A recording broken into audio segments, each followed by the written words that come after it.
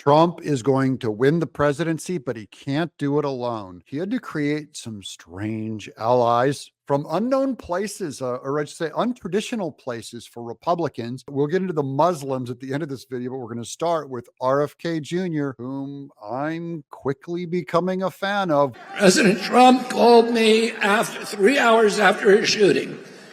And he said, would I come and sit down with them? And he said to me during that meeting, he said, there are some things that we can agree on and some we disagree on, but the landscapes on which we agree are so much larger. He said, I want to end the wars. I want to end this surveillance and censorship. I want to protect the Constitution. I want to protect freedom of speech.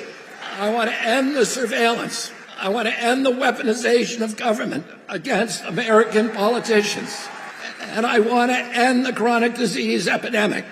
Don't you think that we deserve a president in this country who's going to restore the moral authority of the United States of America? Don't you think that we deserve a president who's going to end the warfare state and rebuild the middle class? Don't you want a president who's going to put America first? Don't you want a president who's going to protect our children and who's going to protect women's sports and who's going to stop dividing this country along racial lines? And don't you want a president who's going to end the corruption at the federal agencies, at FDA, at NIH, at CDC, and at the CIA? And don't you want a president who's going to make America healthy again? And don't you want a president who's going to make America great again? And we need to go to the polls on November 5th and vote for Donald Trump. God bless you and God bless America.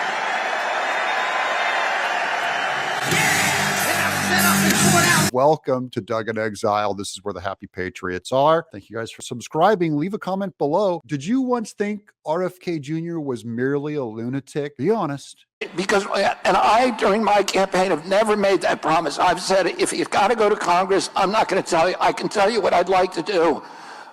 I can't make any promises. So he's talking about the weakness of the congressional system to get things done, what he wants to get done in making America healthy again, which will save people's lives, by the way. Well, what we have figured out, and what both of us have spent a lifetime between us studying, is how to change things through executive order, through policy changes, and through regulatory changes, and personnel changes. The regulatory state and presidential orders, those are always favorites of Democrats. But you watch, as soon as RFK Jr. starts going for them and the Trump administration, they're going to suddenly come out against him going, no more presidential orders, even though Joe Biden tried to forgive student loans with it. They're going to say no more regulatory state, which is almost all run by Democrats to tie everything up in their giant red tape bureaucracy. You know, many of the laws are on the books that already require good behavior. It's just that they're being skirted through agency capture. So agency capture is this unelected form of government where instead of working through the law or through your congressman, they're going through these unelected agencies. The Supreme Court weighed in on this with Chevron in saying that they're extra constitutional. That is, they may be legal, but they're not constitutional. So we're going to change the personnel of the agencies. We're going to fire.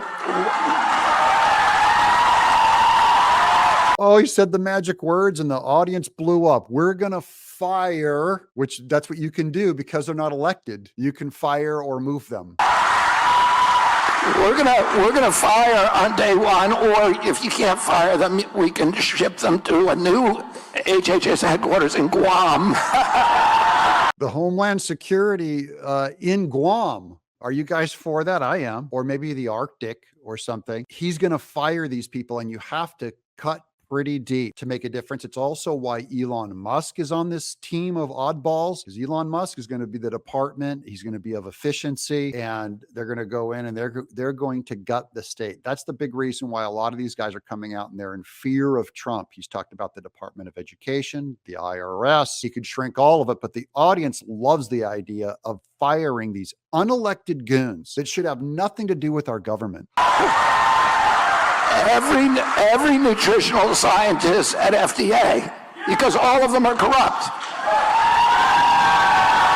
That's the Food and Drug Administration, Health and Human Services, all that. He's going to fire them, hopefully all of them that are corrupt, or move them to Guam. And that should save lives given their policy. And you have an obesity epidemic in America, especially with nutrition for kids, where people are basically being poisoned by processed foods. I don't know, a lot about that. I haven't gotten too far into it, but I do know that he has proposed trying to get Americans on 3 healthy handmade meals a day. And all of them are complicit in the poisoning of our children.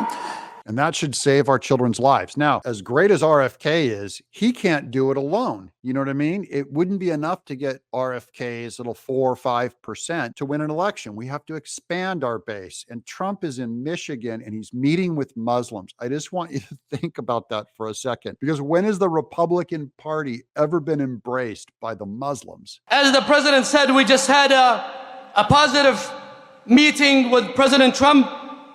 We as Muslims stand with President Trump because he promises peace. He promises peace, not war.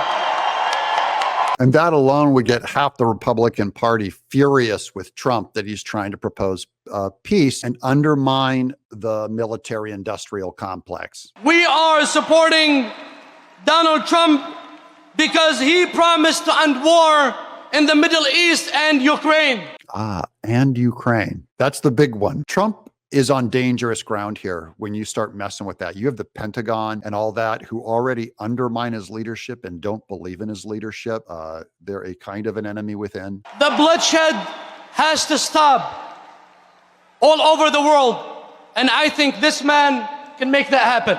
Anyone in my audience, even if you're against Muslims, I don't approve of their religion at all, but is anyone here against having them come on board to get Trump elected in Michigan and end bloodshed around the world? Anyone against that policy out there? Raise your hand. Let me know in the comments if you're against it.